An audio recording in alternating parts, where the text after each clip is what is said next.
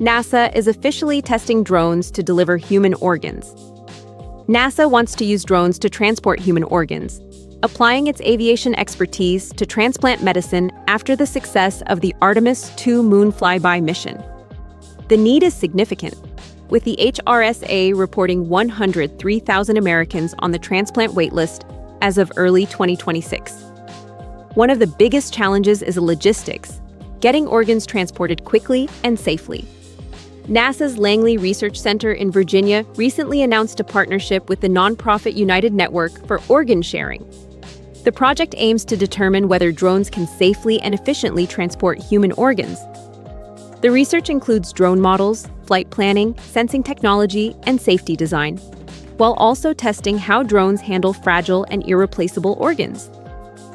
This is a chance to apply NASA Langley technology to a real-world problem that can save people's lives who are waiting for transplants, said John Coling, director of the Aeronautics Research Directorate at NASA Langley.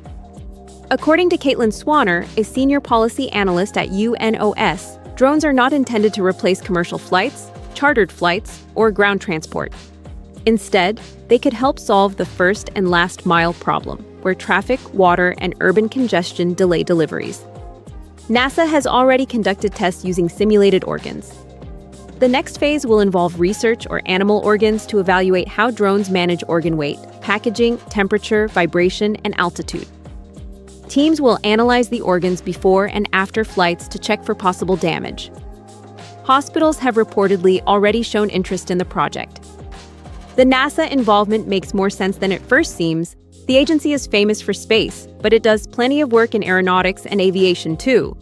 One major challenge is ensuring pilotless drones can safely share airspace with military and commercial aircraft, an area where NASA has significant expertise. If successful, the research could significantly change how organs are transported in the future.